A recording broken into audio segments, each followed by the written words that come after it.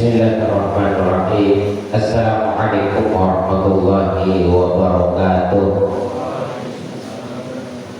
Seluruh santri tegap, jangan tunduk, jangan terlalu khusyuk. Dengar saja. Alhamdulillahilladzi akramana bi sayyidina Muhammad. Asyhadu an la ilaha illallah wahdahu la syarika lah wa asyhadu anna Muhammadan abduhu wa rasul. Allahumma shalli ala sayyidina Muhammadin wa ala alihi wa ashabihi ajma'in. Amma ba'du. Jemaah subuh yang insyaallah dimuliakan dan dirahmati oleh Allah Subhanahu wa taala. Kebanyakan kita ketika habis sholat tidak betah duduk di dalam masjid. Padahal kata Rasul Sallallahu Alaihi Wasallam, barang siapa yang habis sholat kemudian dia duduk di dalam masjid, maka fi majlisi atau maka fi makanihi sholat, selama dia duduk di tempat di mana dia sholat tersebut, maka malaikat akan mendoakannya dengan empat hal. Apa itu? Allahumma firlahu, ya Allah ampunilah dosa orang tersebut. Yang kedua, Allahumma arhamhu, ya Allah rahmatilah orang tersebut. Yang ketiga, Allahumma afu anhu, ini doa malaikat bagi mereka yang duduk habis sholat. Allahumma afu anhu, ya Allah maafkanlah orang tersebut. Kemudian yang keempat, Allahumma tub alaihi, ya Allah terimalah taubat orang tersebut. Jadi ini doa malaikat yang diucapkan kepada Allah bagi mereka yang duduk habis sholat 5 waktu. Saking pentingnya zikir habis sholat, sampai-sampai Allah Subhanahu wa taala berfirman di dalam Al-Qur'an, "Fa idza qadaytumus sholata fadhkurullaha qiyaman wa qu'udan wa 'ala junubihim." Kalau kamu sudah selesai melaksanakan sholatmu, maka hendaklah kamu itu berzikir kepada Allah. Tidak bisa kamu zikir dalam keadaan duduk maka berdiri. Tidak bisa berdiri berbalik. Apa maksudnya? Dari semua ibadah yang diperintahkan oleh Allah Subhanahu wa taala, paling tidak hanya ada 2 ibadat yang sampai-sampai Allah berfirman, kalau tidak bisa duduk, tidak bisa berdiri duduk, maka bisa dengan berdiri. Kalau saking sibuknya kamu sampai kamu harus buru-buru cepat, maka selesaikan zikirmu itu sebelum sampai di rumahmu. Ya, dan silakan beraktivitas tapi selesaikan ukudan. Ya, baik dalam keadaan duduk maupun kiaman ataukah berdiri. Kalau kamu tidak mampu keduanya, mungkin kamu sedang tidak ada tenaga. Wa 'ala junubihim, bahkan ketika kamu tidur berbalik, maka selesaikan zikirmu kata Allah Subhanahu wa taala. Jadi ini menandakan saking pentingnya zikir ba'da sholat 5 waktu kita. Nah, apa zikir yang dicontohkan oleh Nabi kita Muhammad sallallahu alaihi wasallam? Yang pertama istighfar. Jadi sekurang-kurangnya habis sholat itu istighfarnya 3 kali astagfirullah. Itu yang singkat. Bisa juga astagfirullah wa atubu ilaih. Bisa juga astagfirullahaladzim alladzi la ilaha illa huwal hayyul qayyum wa atubu ilaih. Intinya zikir itu harus selalu diawali dengan istighfar, memohon ampun kepada Allah Subhanahu wa taala. Karena sebelum wadahnya itu dipakai, sebelum hati ini kita pakai untuk berzikir kepada Allah, maka harus dibersihkan dulu. Ibarat kita ini mau minum air, tentu kita butuh gelas. Gelas yang mau dituangkan air itu kalau tidak bersih, maka kita tidak akan mampu untuk mengambil manfaat dari air tersebut. Maka dibersihkan dulu wadahnya. Dan untuk membersihkan itu adalah istighfar. Kemudian dituangkan airnya. Namun kita khawatir jangan sampai kemasukan lalat, maka kemudian ditutup. Apa penutupnya? Yaitu salawat kepada Nabi kita Muhammad sallallahu alaihi wasallam. Maka kata ulama, pangkalnya zikir itu adalah istighfar. Puncaknya adalah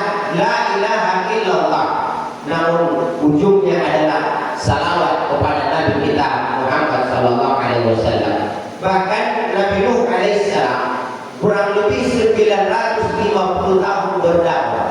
Kata ulama, ini tidak dakwah Nabi Nuh alaihissalam kepada umatnya, tidak lain adalah mengajak umatnya untuk beristighfar kepada Allah Subhanahu wa taala. Itu ada di dalam Al-Qur'an.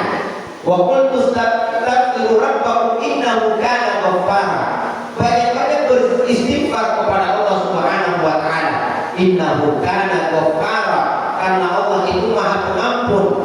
Tidak dikatakan Al-Ghafur, tidak dikatakan Ghafirun. Allah itu Maha Pengampun, tetapi Ghaffara. Kenapa? Karena kata Ghaffara itu artinya bahwa Allah Maha Pengampun dan pengampunannya bukan cuma satu kali. Apa maksudnya? Karena manusia itu kalau sudah memohon ampun besok dibuat lagi. Makanya tidak dikatakan dalam ayat itu Ghafur atau Ghafir, tetapi Ghaffar. Artinya sama halnya ketika kita mengatakan qata'ah. Qata'ah itu artinya memotong. Qati'un yang memotong. Qata'ah itu memotong-motong. Nazala artinya nazal Al-Quran, artinya Al-Quran turun. Tapi kalau dikatakan nazal Al-Quran, artinya Al-Quran itu turunnya bukan satu kali, tetapi berkali-kali. Maka Allah menggunakan kata Ghaffar menunjukkan bahwa kalau kamu memohon ampun hari ini, maka besok boleh jadi kamu masih berbuat salah, istighfar lagi. Maka Allah itu adalah Ghaffar. Allah itu Maha Pengampun, dan pengampunan Allah itu tidak ada habisnya. Hari ini kamu memohon ampun, besok buat lagi, memohon ampun lagi. Allah selalu ada untuk memaafkan hambanya manakala dia mau memohon ampun kepada Allah Subhanahu wa taala. Itu yang pertama. Kemudian yang kedua, istighfar kita habis sholat adalah la ilaha illallah wahdahu la syarika lah, lahul mulku wa lahul hamdu yuhyi wa yumiitu wa huwa ala kulli syai'in qadir. Kita baca yaitu sebanyak 10 kali. Kata Rasul sallallahu alaihi wasallam, di sini ada dua riwayat. Barang siapa yang membaca 100 kali maka pahalanya sama seperti membebaskan budak 10 budak. Dalam riwayat yang kedua ini lebih pas dari zikir kita habis sholat. Barang siapa yang membacanya 10 kali maka pahalanya sama seperti membebaskan 4 jiwa dari keturunan Ismail. Artinya sama seperti pahalanya seperti membebaskan budak 4 budak. Dalam hadis yang lain, riwayat yang lain juga dijelaskan bahwa barang siapa yang membaca kalimat la ilaha illallah wahdahu la syarika lah lahul mulku wa lahul hamdu yuhyi wa yumiitu wa huwa ala kulli syai'in qadir, berarti dia sudah menyerahkan dirinya kepada Allah Subhanahu wa taala. Dan siapa yang menyerahkan dirinya kepada Allah, maka orang, kata ulama, kalau dia ucapkan di pagi hari, maka Allah akan lindungi dia sampai sore hari. Dia baca habis sholat asar, maka Allah akan lindungi dia sampai besoknya.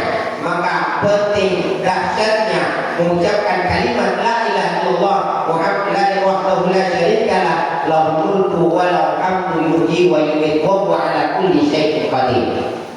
Kemudian yang ketiga yang sering kita baca adalah ayatul kursi. Jadi di masa Nabi, para sahabat pernah kecolongan ketika menjaga harta zakat di bulan suci Ramadan. Jadi setiap malam setan datang. Jadi jin itu datang di malam hari untuk apa? Untuk mencuri harta zakat. Jadi mungkin kalau kita ini di Indonesia, oh ini tuyul nih, oh ini apa namanya, babi ngepet. Ya, karena mereka itu sebenarnya adalah penamaan, sebenarnya aslinya mereka itu adalah jin. Jin yang suka mencuri. Jadi ada memang jin yang suka mencuri. Dan di masa Nabi ada sahabat yang ketika menjaga selalu kehilangan harta zakat, sampai-sampai ya di satu malam para sahabat tidak tidur. Kemudian dia dapati ternyata yang dia tangkap itu bukan manusia, Tetapi jin yang menyamar sebagai manusia untuk mencuri harta zakat. Namun kata jin tersebut, kata setan tersebut, maukah saya barter dengan kamu? Kamu lepaskan saya ajarkan kamu satu bacaan yang jika kamu baca maka saya dan keturunan saya tidak akan mampu merugikan kamu, tidak akan mampu merugikan kalian. Kata setan tersebut, kalau kamu baca bacaan ini maka saya dan keturunan saya tidak akan mampu merugikan diri kalian. Apa itu? Jadi bukan cuma dirimu tetapi hartamu. Maka kata setan tersebut, ya maka terjadi kesepakatan. Baiklah, saya lepaskan apa bacaan yang harus saya baca. Jangan sampai besok kamu datang lagi. Saya lepaskan ini, besok datang lagi. Kata setan tersebut, tidak. Kalau kamu baca, saya tidak akan mampu merugikan dirimu dan hartamu, anak-anakmu. Apa itu? Baca ayatul kursi, Allahu la ilaha illallah, Allahu la ilaha illallah huwal hayyul qayyum la ta'khudhuhu sinatun. Besoknya para sahabat menghadap kepada Rasul sallallahu alaihi wasallam. Apa kata Rasul sallallahu alaihi wasallam? Sesungguhnya yang kamu jumpa itu adalah ya pembohong besar, adalah pembohong, tetapi satu-satunya yang jujur dari dia adalah apa yang disampaikan kepadamu terkait ayat kursi. Kamu baca ayat kursi, setan tidak akan mampu merugikan dirimu maupun hartamu. Maka kita ini disunahkan membacanya di 5 waktu ayat kursi. Supaya apa? Supaya Allah tidak memperdaya kita, supaya setan tidak memperdaya kita, supaya Allah melindungi kita dan harta kita dari gangguan-gangguan makhluk halus. Kadang-kadang kita ini khawatir buka usaha, ragu jangan usaha saya ini diganggu oleh orang, memakai makhluk halus, memakai sihir dan lain sebagainya. Ini yang ketiga. Yang kedua, yang ketiga yang salah yang harus kita baca yaitu ayatul kursi. Kemudian kita juga seringkali membaca Al-Ikhlas, Al-Falaq, An-Nas. Barang siapa yang membaca surah Al-Ikhlas maka Allah akan yang membangunkan istana baginya di surga. Jadi luar biasa pahala surah Al-Ikhlas ini. Siapa yang membaca surah Al-Falaq, An-Nas, ketahuilah jemaah yang dirahmati oleh Allah Subhanahu wa taala, Rasulullah itu 2 kali saja sakit dalam hidupnya. Pertama sakit ketika terkena sihir, yang kedua sakit ketika menjelang wafatnya. Itu Nabi terkena demam, dan demam itu dibutuhkan oleh tubuh menjelang wafat supaya darah membekup dan pencabutan nyawa itu tidak terlalu menyakitkan.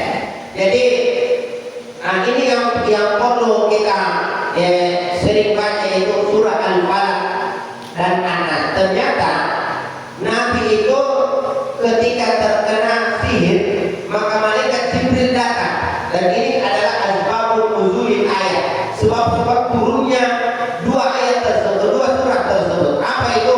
Surah Al-Falaq dan surah An-Nas.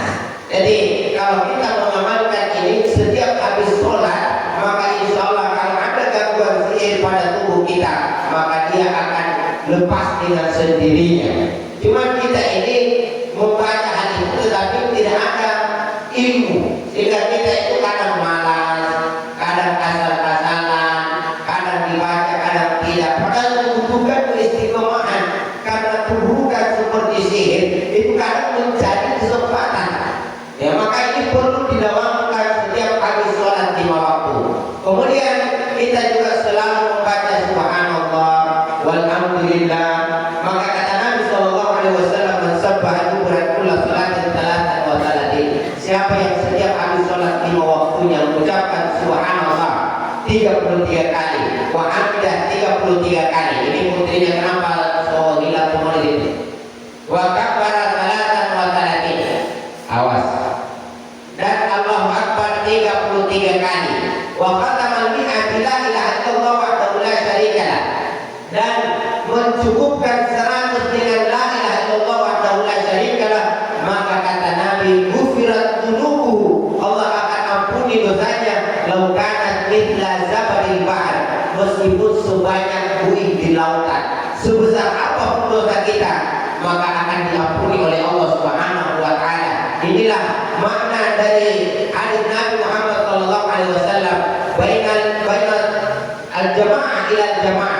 Salat antara salat berjamaah dengan salat berjamaah berikutnya kafaratun lima bainahuma, adalah penghapus dosa di antara keduanya. Maka kita ini ketika menjaga salat 5 waktu, maka insya Allah kita Allah akan bersihkan daripada dosa-dosa yang sering kita lakukan. Maka sangat penting bagi kita ini untuk menjaga zikir-zikir kita setiap habis sholat 5 waktu. Tidak bisa kita sementara duduk, maka kalau capek berbaring sambil zikir. Apa maksudnya? Saking Allah Subhanahu wa taala menganjurkan, memerintahkan agar supaya jangan meninggalkan zikir-zikir kita habis sholat 5 waktu. Allahumma ila qawmi tariq. Wassalamualaikum warahmatullahi wabarakatuh.